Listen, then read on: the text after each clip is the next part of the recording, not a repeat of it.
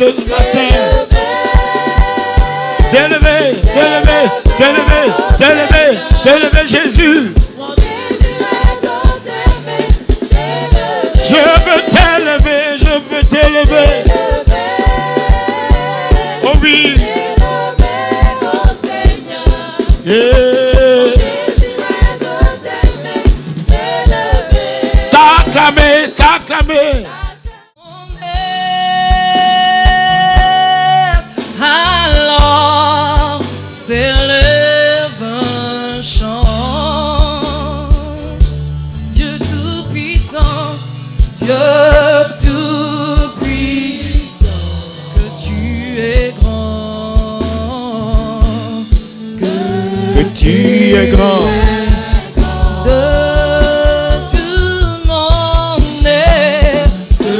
De tout mon être. Alors, s'élève un chant. Dieu tout-puissant, que tu es grand. Que tu es grand.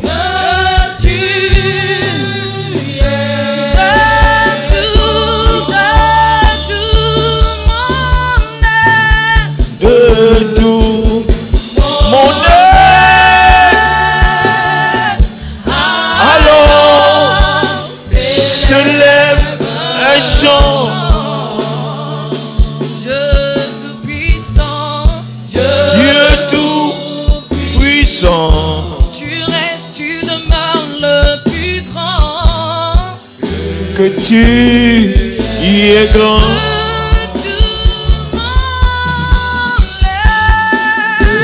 De tout mon être. Alors s'élève un chant. Rababa, Kosha la mama.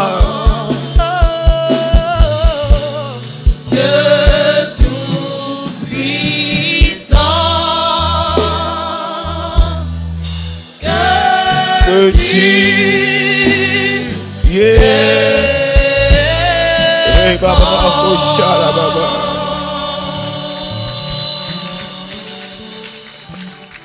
Sois élevé à jamais, sois glorifié à jamais. Tu es le seul vrai grand Dieu. À part toi, nous n'avons pas d'autre Dieu.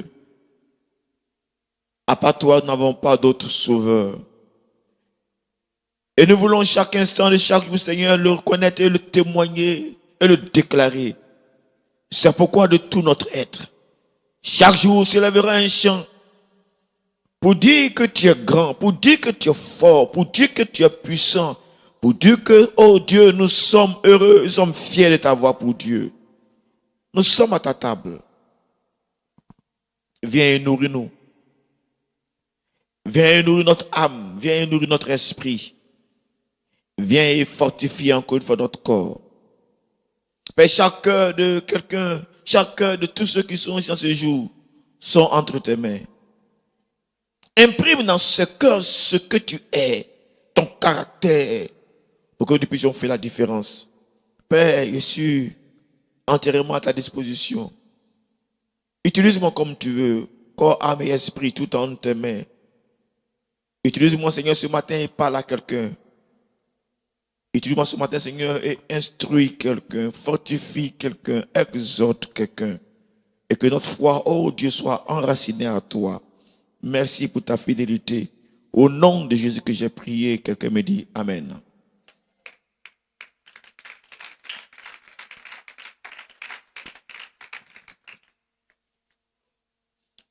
Je suis heureux, très heureux de pouvoir partager avec vous ce culte de ce jour, de ce dimanche 17 mai, et de continuer ce que nous sommes en train d'étudier, à savoir ce que nous avons comme acquis par la Pâque.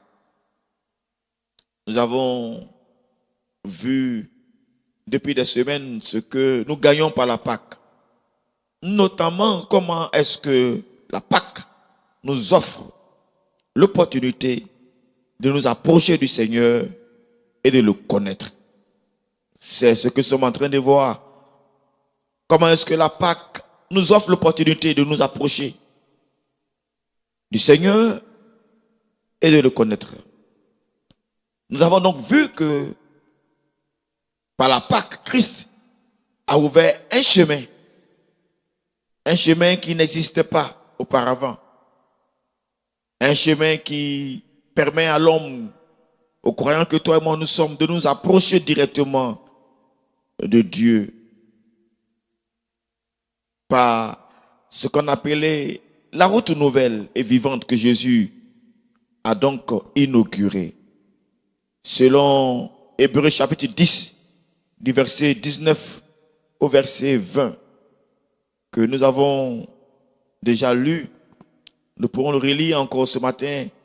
Dans la version lue seconde, il est écrit ainsi donc, frères, puisque nous avons, au moyen du sang de Jésus, une libre entrée dans le sanctuaire par la route nouvelle et vivante qu'il a inaugurée pour nous au travers du voile, c'est-à-dire de sa chair. Dans ce passage, bien entendu que le mot voile est ressorti, c'est pourquoi nous avons parlé du voile du temple qui a été déchiré au moment où Jésus poussait son dernier soupir, selon Matthieu 27, 50 à 51. La Bible déclare que voici le voile du temple se déchira en deux. Matthieu 27, 50 à 51. Depuis le haut jusqu'en bas, la terre trembla et les rochers se fondirent. Et nous avons dit que, or, dans le temple, le voile qui séparait le lieu saint et du lieu très saint. Et cela, donc, présageait de ce que Christ pouvait inaugurer pour nous comme voie. Ainsi donc, la déchirure de haut en bas du voile, qui est un acte divin, symbolisait que le sacrifice de Jésus, désormais, nous donnait accès libre à Dieu, accès libre à tous les croyants. Donc, par la mort du Seigneur, par la Pâque, nous tous, nous avons aujourd'hui accès libre auprès de Dieu. Et nous avons vu 3 actions principales qui rendaient cela possible pour expliquer mieux comment est-ce que nous avons l'accès libre auprès du Père. Nous avons parlé de la première action, à savoir que nous possédons le ticket d'entrée légal et spirituel. Le ticket d'entrée légal et spirituel dans la présence du Dieu très haut. C'était la première action que nous avons au travers de la mort de Jésus-Christ. La deuxième action dont nous avons fait mention, c'est que par le sang de Jésus, notre cœur est purifié d'une mauvaise conscience. Notre cœur est purifié d'une mauvaise conscience par le sang de Jésus-Christ. Et puis la troisième et dernière action dont nous avons fait mention, c'est que par le sang de Jésus, nous avons tout notre être qui est présenté comme propre pour entrer dans la présence de Dieu. En petite conclusion, nous avons dit que par la Pâque, tout a été préparé pour que nous puissions nous approcher de Dieu. Quelqu'un déclare avec moi, par la Pâque, tout a été préparé pour moi, pour que je puisse m'approcher de Dieu. Encore une fois, par la Pâque, tout a été préparé pour moi, pour que je puisse m'approcher de Dieu. Et c'est pourquoi nous avons dit que l'auteur du livre Hébreux peut nous dire que dorénavant, nous pouvons nous approcher avec un cœur vrai. On peut s'approcher avec un cœur qui est plein d'assurance de foi. C'est-à-dire qu'on peut s'approcher avec une certitude qu'on sera bien accueilli auprès du Père. Quelqu'un me dit Amen. Dis-moi encore Amen. Par le sang de Jésus-Christ, aujourd'hui, on peut être accueilli dans la présence du Seigneur comme il se doit. On a la certitude que le Seigneur nous reçoit. Nous ne devons donc pas nous approcher avec peur, ni doute, ni hésitation. Nous ne devons pas nous approcher à moitié, mais nous devons nous approcher pleinement, sachant que nous avons l'accès libre, nous avons l'autorisation d'entrer. Si nous venons avec doute, si nous venons avec hésitation, si nous venons avec peur, si nous venons à moitié, nous serons donc en train de dire que ce que le corps et le sang de Jésus-Christ ont fait n'ont pas de valeur.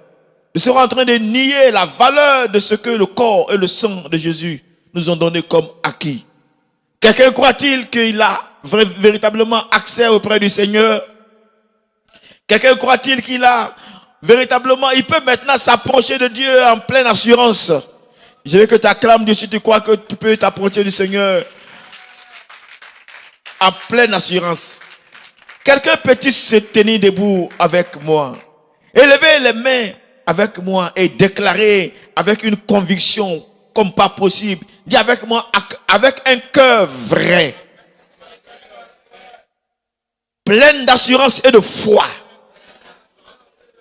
Je m'approcherai de mon Père céleste pour mieux le connaître, pour mieux le servir, pour mieux parler de lui. Encore une fois, avec un cœur vrai et plein d'assurance et de foi, je m'approcherai de mon Père céleste pour mieux le connaître, pour mieux le servir, pour mieux parler de lui. Car je possède le ticket d'entrée légal. Je possède le ticket d'entrée légal. Et mon cœur est purifié de toute mauvaise conscience. Et mon être entier est lavé par le sang de Jésus. Acclame Dieu avec moi pour cette confession que nous venons de faire. Veuillez vous rasseoir s'il vous plaît. En accord donc avec cette parole et en accord avec ce que Jacques, le chapitre 4, le verset 8 dit. Approchez-vous de Dieu et il s'approchera de vous. Approchons-nous donc de Dieu notre Père et véritablement nous le connaîtrions. Véritablement nous allons savoir qui il est. Véritablement nous allons mieux parler de lui. Véritablement nous allons mieux le connaître. Car en vérité, le degré de rapprochement que tu as avec Dieu va déterminer le degré de connaissance que tu auras de Dieu. Plus tu t'approcheras de Dieu, plus tu vas mieux le connaître. Dis-moi amen. Plus tu t'approches de Dieu, plus tu le découvres, plus il se laisse trouver, plus il se révèle à toi, plus il fait en sorte que tu le connais mieux. Le degré donc de rapprochement que tu as avec Dieu va déterminer le degré de connaissance que tu auras de lui.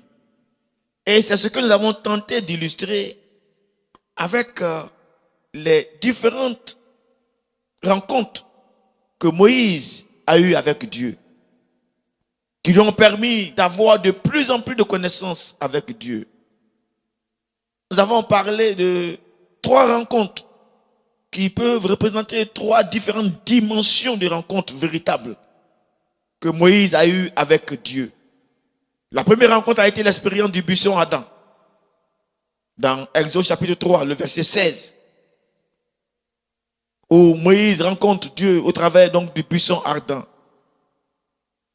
Mais dans ce rapprochement, quelque chose va se passer, c'est que Moïse va apprendre que Dieu est saint. Et que pour venir dans sa présence, il faut être saint. Moïse va apprendre ça par l'expérience du buisson ardent. Ensuite, Moïse va apprendre que Dieu a un projet pour sauver son peuple, un projet pour sortir Israël de l'Égypte. Moïse va apprendre ce projet de Dieu, il va découvrir ce projet de Dieu. Je prie que quelqu'un puisse s'approcher déjà du Seigneur afin de découvrir tout projet que Dieu a pour sa maison, tout projet que Dieu a pour sa famille, ce que Dieu est sur le point de réaliser qui est caché aux yeux des hommes. Je prie que quelqu'un puisse s'approcher de Dieu comme Moïse et saisir et avoir cette révélation et être informé de ce projet de Dieu qui veut le faire. Il a fait avec Abraham quand il l'a rencontré. Il a dit, je vais détruire Sodome et Gomorrhe. Et Abraham était au parfum de ce que Dieu voulait faire. Je prie que quelqu'un apprenne à s'approcher de Dieu afin de découvrir le projet que Dieu a pour sa maison, pour sa famille. Pourquoi pas? Pour sa nation. Quelqu'un me dit Amen. Quelqu'un me dit encore Amen. Encore une fois Amen. Mais non seulement Moïse a su le projet que Dieu avait, mais Dieu révèle à Moïse sa place dans le projet. Combien de fois est-ce que lui, Moïse, il est impliqué dans le projet? Et je prie que quelqu'un s'approche du Seigneur et que Dieu lui montre combien de fois est-ce qu'il veut l'utiliser lui dans le projet qu'il a pour sa famille. Comment est-ce que Dieu veut faire de lui une source de bénédiction pour sa famille, pour sa maison? Quelqu'un me dit Amen. Tant que tu ne t'approches pas de lui, tu ne sauras pas combien de fois est-ce qu'il veut t'utiliser. Tu ne sauras pas ce qu'il veut faire avec toi. Mais je prie qu'on puisse s'approcher de Dieu afin que qui qu'on soit, avec peut-être notre petite connaissance, nous sachions que nous sommes importants aux yeux de Dieu, que nous sommes instruments aux yeux de Dieu, que c'est lui qui pilote notre vie, qui pilote notre destinée. Dis-moi bien Amen. Moïse, à ses rencontres, effectivement, a su quel était le projet de Dieu pour Israël, quelle est sa place, lui, Moïse, dans ce projet, quelle était sa mission. Et qu'est-ce qu'il avait à sa disposition pour la mission? Qui est le Dieu qui l'envoie en mission? Quel est son nom? Approche-toi de Dieu, mon frère, ma soeur. Approche-toi de Dieu afin que tu saches ce qu'il met entre tes mains, ce qu'il met à ta disposition pour la mission. Approche-toi de Dieu afin que tu découvres ce qu'il te donne comme âme spirituelle, ce qu'il te donne comme potentiel, ce qu'il met entre tes mains comme outil. Approche-toi de Dieu. Alors ta vie chrétienne ne sera pas une vie vide, inutile. Tu ne vas pas pleurnicher sur ta vie. Parce que tu sais que tu as une valeur et que Dieu veut vouloir t'utiliser. Je vais entendre le Amen de quelque part d'autre. À ce niveau de connaissance de Dieu, Moïse apprend beaucoup de choses. Et c'est avec ça qu'il part pour délivrer Israël de l'Égypte. Ne serait-ce que cette rencontre peut faire la différence dans ta vie. Je prie que quelqu'un apprenne déjà à faire ce genre de rapprochement de Dieu. Par la prière, bien entendu. S'approcher de Dieu et de découvrir ce que Dieu a pour lui. Et découvrir le projet que Dieu a pour lui. Et découvrir ce que le ciel a en réserve pour lui. Et que sa vie soit une vie différente. Quelqu'un peut-il acclamer Dieu s'il croit que cela peut être possible pour lui? Acclame-moi bien Dieu si tu crois que Dieu peut t'utiliser et faire en sorte que ta vie ne soit pas inutile. Et que tu saches que tu ne vives pas inutile. Tu saches que tu ne vives pas inutile. Et que tu peux vivre pour vivre les choses extraordinaires que Dieu a pour toi. Mais ça, c'est le premier niveau seulement de rencontre que Moïse a eu avec Dieu. Il y a eu une deuxième rencontre. Un deuxième niveau qu'on appelait l'expérience de la montagne fumante. L'expérience de la montagne fumante dans Exode chapitre 19, le verset 18. La Bible déclare dans Exode 19, 18 que la montagne de Sinaï était toute enfumée parce que l'Éternel y était descendu au milieu du feu. Cette fumée s'élevait comme la fumée d'une fournaise et toute la montagne tremblait avec violence. Dans cette nouvelle dimension de rencontre de Moïse avec Dieu, cette fois-ci, ce n'est pas au pied de la montagne, mais c'est au-dessus de la montagne. C'est sur la montagne. C'est toute cette montagne qui brûle sans s'effondrer. Alors que dans l'expérience du buisson ardent, c'était juste une flamme au pied de la montagne.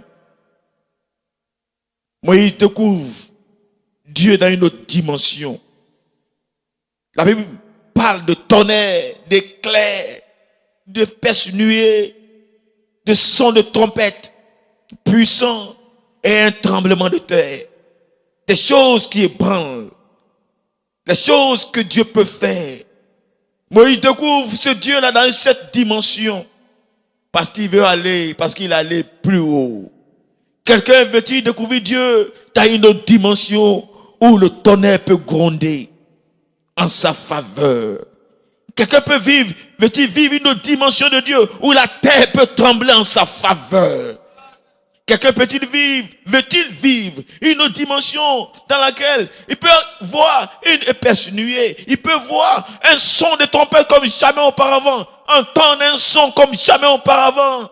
Ça prend d'aller plus haut, ça prend d'aller à une autre dimension. Quelqu'un déclare avec moi, je vais aller plus haut. Est-ce que j'en fais de moi quelqu'un qui veut aller plus haut? Est-ce que j'en fais de moi quelqu'un qui veut vivre une autre expérience? C'est possible. Moïse a expérimenté ces choses. Et j'ai pris que quelqu'un, dans sa relation avec Dieu, puisse vivre cette dimension. Mais ce qui est intéressant, c'est que dans cette dimension, Moïse reçoit les dons, le don des 10 paroles, la table de pierre, les 10 commandements qui établissent les bases morales du peuple. Moïse va recevoir cette table-là entre ses mains. Waouh! Dans la présence de Dieu, il reçoit cette table sur laquelle on va écrire les 10 commandements qui seront donc la base morale du peuple. 1, 2. En plus de ça, il reçoit maintenant des instructions détaillées du tabernacle dont on parlera tout à l'heure.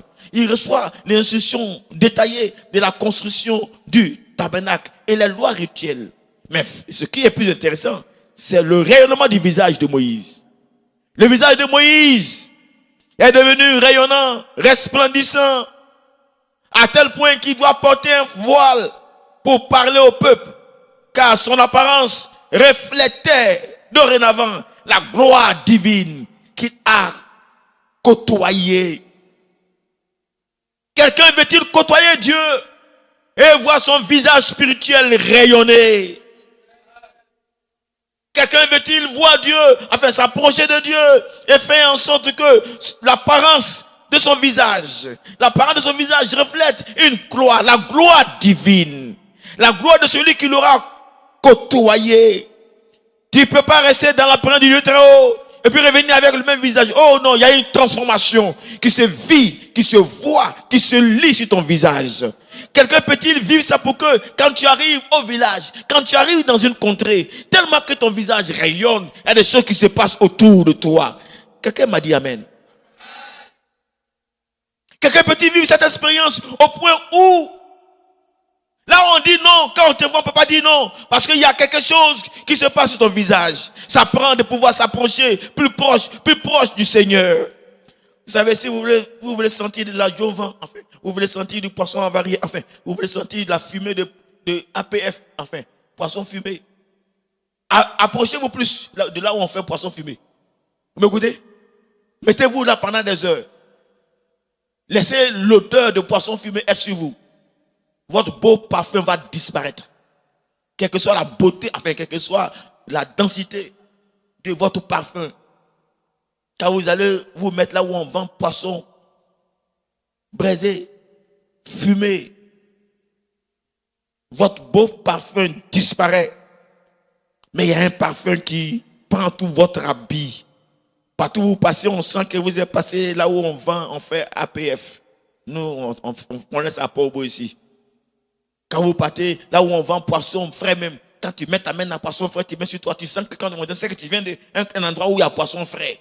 Ça sent sur toi. Mesdames et messieurs, si ces odeurs naturelles là ont la capacité d'imprimer leur odeur sur nous, à plus forte raison, la présence du Dieu très haut, tout change sur toi.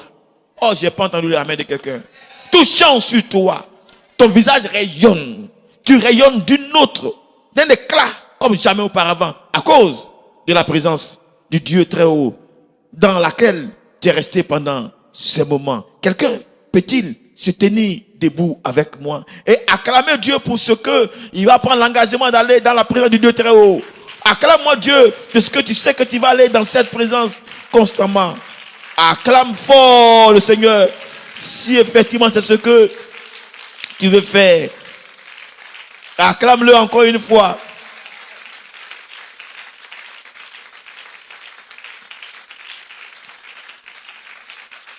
Quelqu'un déclare avec moi, Seigneur, aide-moi à aller plus haut pour vivre l'expérience de la montagne fumante, pour te connaître davantage. Seigneur, je voudrais que mon apparence reflète la gloire divine du Dieu très haut que tu es, du Seigneur des seigneurs, du roi des rois que tu es. Que cela soit ainsi pour toi. Que cela soit ainsi pour toi. Que la gloire du roi des rois rejaillisse sur toi. J'ai pas entendu ton amen. Je dis que la gloire du roi des rois rejaillisse sur toi. Que ce que le Seigneur des seigneurs a comme caractère, que cela rejaillisse sur toi. Que tu puisses le posséder au nom de Jésus-Christ. Acclame Dieu avec moi, dis avec moi, je l'ai maintenant. Déclare avec moi, je l'ai maintenant. Au nom de Jésus-Christ. Veuillez vous rasseoir. Mais tout ça, ce n'était que l'étape 2. Mais il y a une troisième étape. On appelle donc l'expérience du tabernacle. Dans Exode chapitre 40, du verset 34 au verset 35. Exode 40, 34 à 35. La Bible déclare qu'alors que la nuée couvrit toute la tente d'assignation et que la gloire de l'Éternel remplit le tabernacle, Moïse ne pouvait pas entrer dans la tente d'assignation parce que la nuée restait dessus et que la gloire de l'Éternel remplissait le temple. Dans cette dimension, la manifestation de la gloire était si intense que Moïse, pourtant habitué à parler à Dieu, Moïse, pourtant habitué à rester dans la présence de Dieu, bonne arrivée maman, la présidente, Moïse ne pouvait pas supporter, ne pouvait pas rester dans cette présence-là. Parce que il y avait une autre dimension de la présence de Dieu. Que cela soit notre partage au nom de Jésus-Christ. Dis-moi bien amen.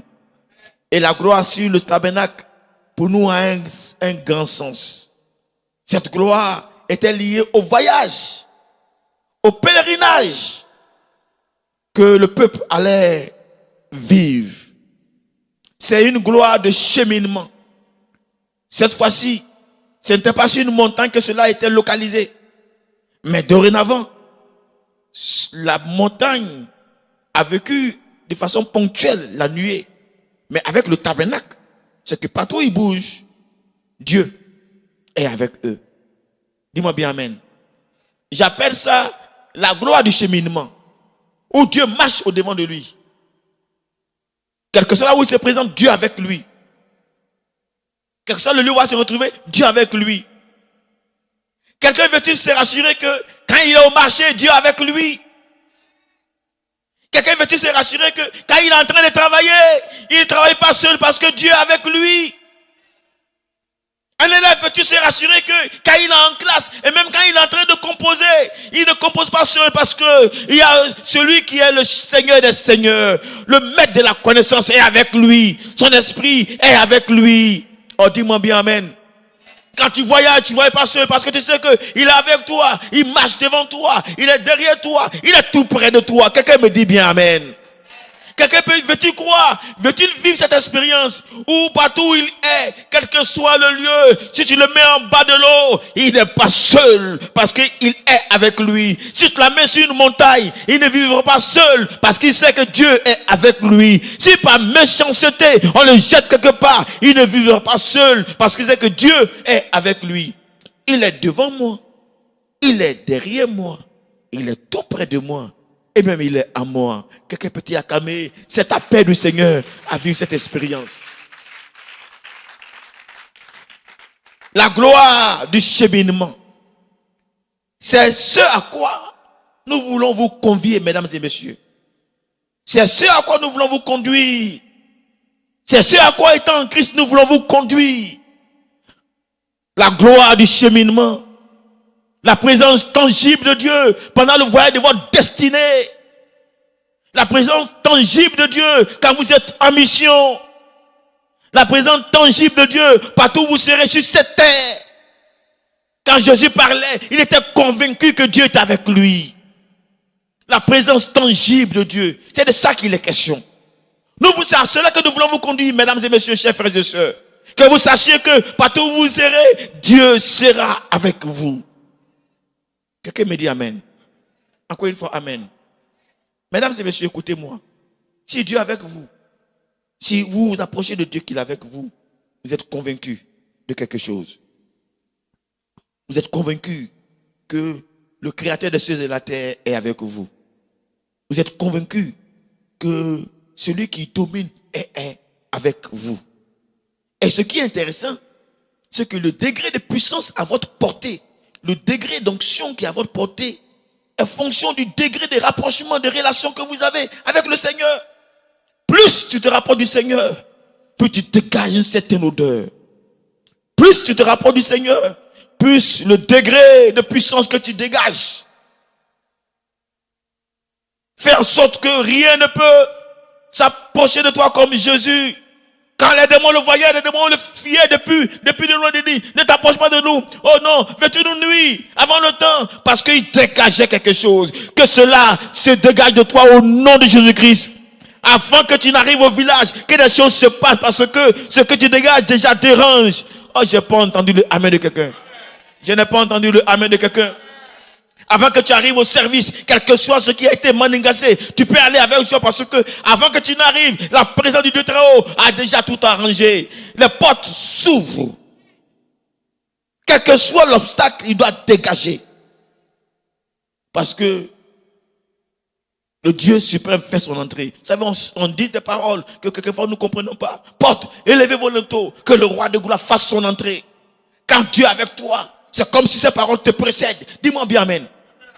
Quand Dieu est avec toi, quand tu vis la gloire du cheminement, quand Dieu est avec toi, partout c'est comme si Dieu te devance.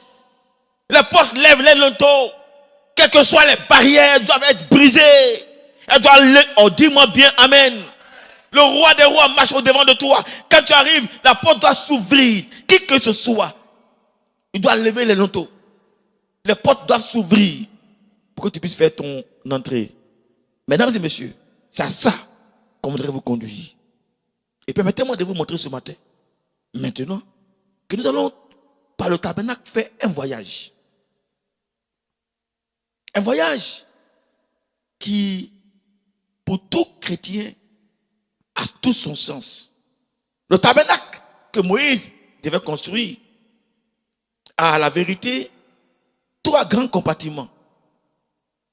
Et qui, ces compartiments représentent généralement les étapes de la vie chrétienne. 3 grandes étapes. Regardez maintenant, on va vous faire une projection. Je prie que vous regardez très bien. Vous regardez dans l'image qui apparaît. Vous avez une première cour qu'on appelle le parvis. Dans cette cour, vous allez trouver certains éléments. Vous allez l'autel de sacrifice où il y a comme un feu. Regardez, il y a comme un feu. Pour ceux qui peuvent voir, il y a comme un feu. Ça, c'est l'autel des sacrifices. Mais vous le verrez plus tard, cela symbolise le sacrifice de Jésus à la croix pour le pardon des péchés. Quand Moïse faisait ça dans le désert, Dieu pensait à comment faire en sorte que les péchés soient effacés par cet autel de sacrifice. Mais à côté de ça, vous avez un autre élément qu'on appelle la cuve des reins. Cet élément, il y a de l'eau dedans, dans lequel celui qui doit aller, le sacrificateur va laver ses mains, laver ses pieds, qui pour nous pourrait symboliser le fait qu'on ait accepté le Seigneur, qu'on puisse se faire baptiser. Dis-moi bien Amen. Dis-moi encore Amen. L'eau du baptême. Mais voyez, mesdames et messieurs, chers frères et sœurs, ces compartiments-là, tel qu'on les voit, à la vérité, pour nous, peut symboliser une œuvre que Jésus a déjà accomplie pour nous. La Pâque. Parce que Christ est mort déjà pour nous. Celui qui croit en Jésus, il est déjà dans le parvis. Oh, dis-moi bien Amen. Vous allez voir, parce que s'il y a une image, on vous montrera que pour entrer, quelquefois, ça prend d'avoir des gardiens qui veillent à ce que tu ne puisses pas entrer. Dans cette image, vous allez voir qu'il y a des gardiens qui sont devant. Si on m'enlève, vous allez voir qu'il y a des gardiens. Des messieurs qui sont, voilà, quelqu'un qui veut rentrer. Mais il y a des gardiens qui sont à la porte pour vérifier si ton mouton que tu envoies, c'est un vrai mouton. Si ton mouton n'est pas bon, on va le changer avec un bon mouton. Si tu envoies Anne, tu vas échanger pour que tu puisses avoir un mouton pour entrer et qu'on puisse faire le sacrifice dans le coin. Regardez bien tous ceux qui sont là-bas. Ces sacrifices sont des faits. Sacrifice, tuer mouton pour que les péchés soient effacés. Mais c'est tout ça que Jésus a accompli pour nous. C'est tout ça. Vous imaginez que chacun vient à son mouton pour que son péché soit effacé. Enfin, en fonction du degré des péchés, il y a un type de mouton. Bon, je me demandais, et les brouteurs aujourd'hui, quel type de mouton ils allaient envoyer là-bas? Vous imaginez un peu, non? Mais Jésus a payé tout ça pour qu'on puisse se retrouver dans ce parvis. Est-ce qu'on peut acclamer la grandeur de l'œuvre de Jésus-Christ? On sous-estime l'œuvre du Seigneur. Mais ce qui se passait là-bas, c'était l'expression de ce que Dieu voulait faire pour son peuple. Dis-moi bien Amen. Dis-moi encore Amen. Maintenant, dans le cas de Moïse, normalement, quand tu es arrivé dans la cour, c'est fini. Tu ne peux plus entrer. C'est le sacrificateur seul qui peut entrer. Montrez-moi l'image où maintenant nous avons les différents compartiments. Dans ce premier compartiment, vous voyez que c'est pas trop clair. Si on peut prendre là où on a deux images collées, où on va vous montrer ce que c'est que l'entrée dans le lieu saint.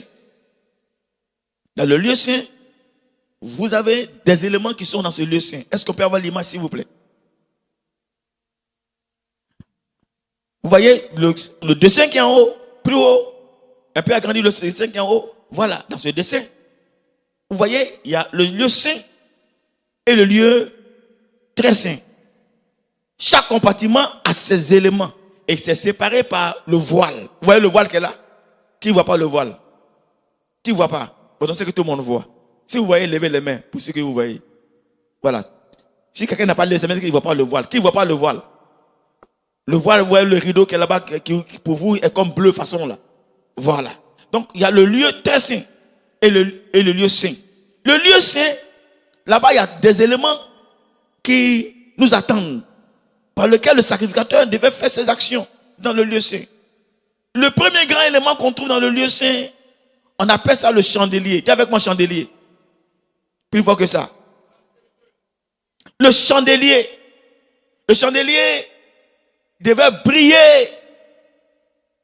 Et il symbolise pour nous la lumière que donne le Saint-Esprit. Dis-moi Amen. À ce niveau, celui qui est rentré dans le parvis a besoin d'avoir la lumière du Saint-Esprit. Pour qu'il puisse entrer dans ce lieu-là, il faut avoir cet esprit. C'est pourquoi je voudrais que vous compreniez la valeur de ce qu'on va faire vendredi. Avec moi vendredi. Plus fort que ça. Encore une fois. Vendredi, on va s'atteler à ce programme pour que nous puissions vivre l'expérience de Saint-Esprit qui soit sur nous comme jamais auparavant. Dis-moi Amen. Vendredi à 19h, on va se retrouver ici. On va prier par rapport à ça. Mais à ce niveau du lieu saint, tu as le chandelier. Très important, dont la lumière est claire. Et la lumière ne doit pas s'éteindre dans ce lieu-là. Mais en plus du chandelier, il y a un autre élément que on retrouve dans le lieu saint. Cet élément, c'est la table des pains. C'est une table sur laquelle il y a du pain. Où on peut manger. Bon, pour ceux qui sont loin, ils ne peuvent pas voir. Mais c'est l'élément qui est à gauche du chandelier. À gauche du chandelier. Voilà. Certainement, c'est du pain. Il y a du pain qui est là-bas. Et ce pain représente la parole de Dieu. Celui qui a l'esprit doit manger la parole. Donc ce qu'on fait à l'église, c'est pas cadeau. On ne fait pas juste chanter puis partir à la maison. Oh non, on doit quoi? Manger la parole. Tu es avec moi, manger la parole. Plus fort que ça, pardon. Plus fort que ça, pardon. Manger la parole. Et la parole vivifie. Et la parole donne la force. Et la parole permet la communion. Une certaine communion qu'on a avec Dieu. Et puis, il y a un autre élément qui est à côté. Qu'on appelle l'autel des parfums. L'autel des parfums, c'est ce qui brûle qui est à côté. Ça, c'est la prière des saints. La prière de ceux qui sont peuple de Dieu. Mesdames et messieurs, à ce niveau de la rencontre avec Dieu, tu apprends à prier. Et ta prière est comme la prière du juste. Et ta prière a une grande efficacité. Et ta prière est comme un parfum dans lequel Dieu s'insinue. Et ta prière embaume le royaume du ciel. Et le ciel te renvoie la réponse comme il se doit. Au nom de Jésus-Christ. Dis-moi bien Amen. Mais voyez, pour entrer ici, il faut être un consacré. Dis avec moi consacré. Plus fort que ça. Plus fort que ça. Donc il ne suffit pas de venir à l'église. Il ne suffit pas de se faire baptiser. Il ne suffit pas seulement d'avoir son sang, enfin le sang de Jésus te laver. Tu dois maintenant te consacrer. Te consacrer à Dieu. Et quand tu te consacres à Dieu, l'Esprit vient en toi. Et il sait cela, il t'envoie la parole, tu as la parole. Et puis ta prière est une grande efficacité. Est-ce que j'ai en face de moi des hommes et des femmes qui veulent se consacrer à la chose de Dieu? J'ai pas entendu ton Amen. Témoigne-moi de ton Amen bien. C'est le deuxième niveau de la rencontre. Mais c'est pas fini. Normalement, à ce niveau-là, il y a un troisième niveau dont on a parlé. Prochainement, si Dieu me donne la possibilité, le temps, et il donne les moyens, on va faire la similitude entre de ce qu'on a vu de Moïse et puis de ces trois éléments qu'on vient de voir. À côté de ça, maintenant, vous avez le lieu très saint. Là se trouve l'arche de Dieu. Là se trouve le trône de Dieu. Dis-moi Amen. Dis-moi encore Amen. Mesdames et messieurs, chers frères et sœurs, c'est par là que ce matin, je voulais peut-être essayer de chuter dans ma prédication. Et vous amener à comprendre que c'est le point ultime. C'est la rencontre ultime. C'est la présence directe de Dieu.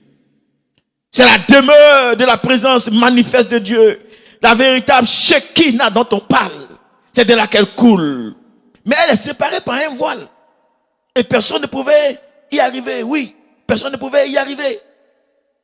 Mais Dieu, par l'œuvre de Jésus-Christ, fait en sorte que chaque croyant peut arriver à ce trône-là et rencontrer l'arche de Dieu, le lieu d'adoration, le lieu d'intimité vrai avec Dieu, le lieu où il n'y a plus de secret. Oh, dis-moi encore Amen.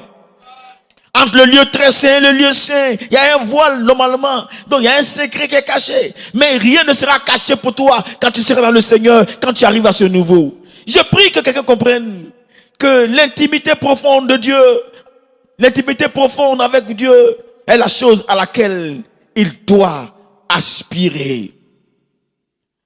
Je prie que quelqu'un comprenne que le trône de Dieu et sa fidélité parfaite est à sa disposition. Je reprends, le trône de Dieu et sa fidélité parfaite est à ta disposition. Je répète, le trône de Dieu et sa fidélité parfaite est à ta disposition. Quiconque a envie d'entrer, quiconque a soif, quiconque veut expérimenter ça, vivra ces choses-là. Tu vivras une autre dimension de Dieu comme jamais auparavant. Oh, dis-moi bien Amen. Où Dieu et toi, vous devenez comme amis. Où Dieu te dit les choses que les autres ne peuvent pas savoir. Où Dieu te révèle des secrets plus profonds que jamais tu ne peux avoir quand tu seras seul. Je prie que quelqu'un, à compter de maintenant, à compter de vendredi, quand on sera ici, et pour fêter la fête de quoi? Pentecôte, le 24, qu'on puisse expérimenter le fusion du Saint-Esprit, qui donne accès à tout. Une sorte de GPS, où tu sais où Dieu se trouve. Où Dieu ne peut pas être quelque part sans que tu ne le saches. Parce que ce qui est en toi détecte Dieu. L'esprit qui connaît les profondeurs de Dieu habite en toi. Il siège en toi. Tu peux savoir le temps chronos de Dieu, dans le kairos de Dieu. Quand est-ce que Dieu veut? Quelle est la volonté de Dieu? Quand est-ce qu'il veut agir? Tu es au parfum de ça. C'est en cela on dit Dieu ne fait rien sans les révéler à ses serviteurs, les prophètes. Ce sont ceux qui sont dans le lieu très saint et qui sont en adoration constante et qui peuvent sentir les choses de Dieu. Mesdames et messieurs, que votre vie chrétienne soit ainsi. Quelqu'un me dit Amen. Que votre vie chrétienne soit ainsi. Dis-moi bien Amen.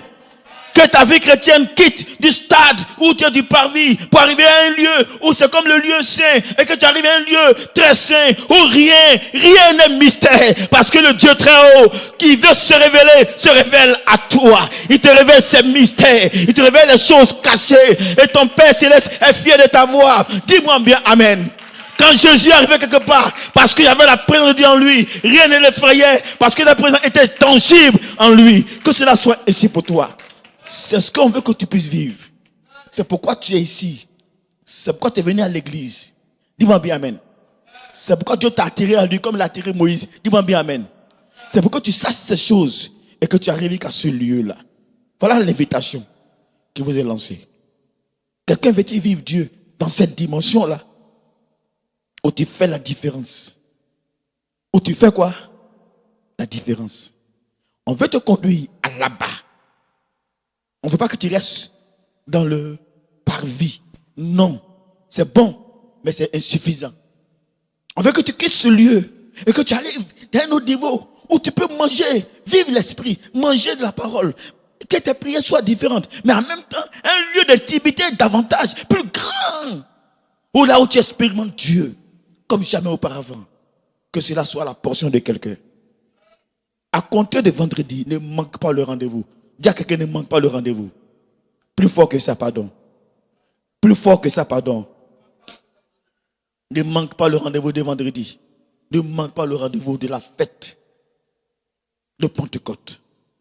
Ne manque pas un nouveau commencement qui t'est réservé. Où tu vas vivre Dieu autrement. Où seul tu vas nager. Seul tu vas aller dans des dimensions comme jamais auparavant.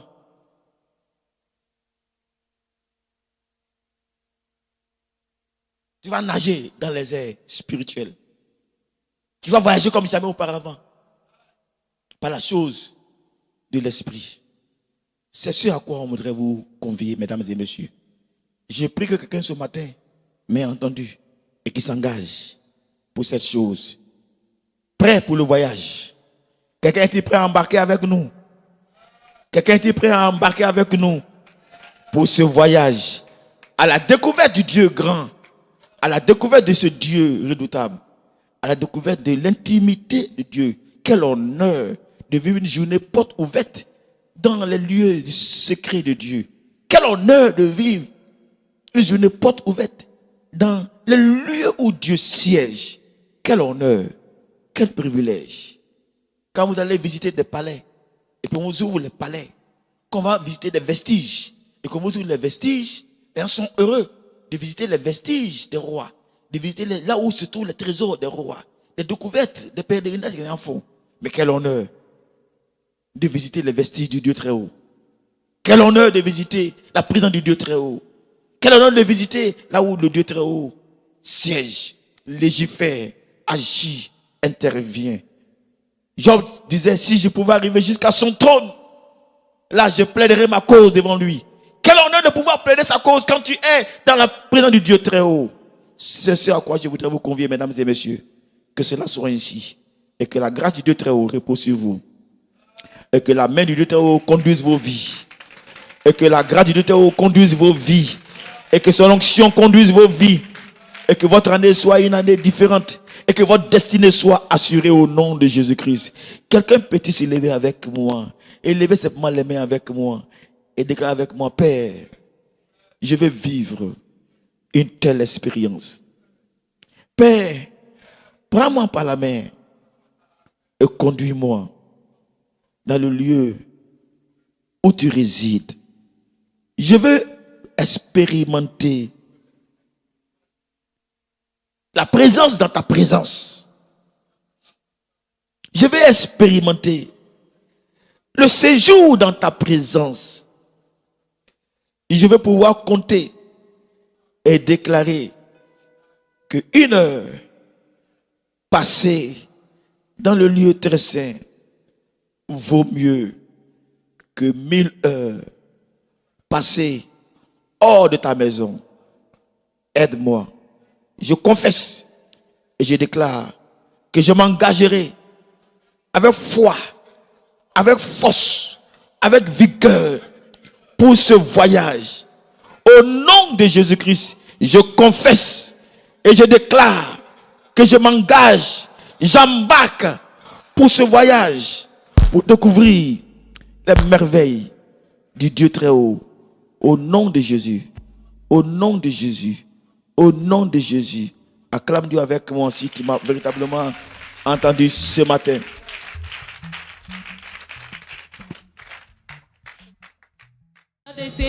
Amen. Adorons Jésus. Adorons Jésus. Adorons le roi. Adorons Jésus. Adorons Jésus. Il est le roi des rois. Le Seigneur des seigneurs.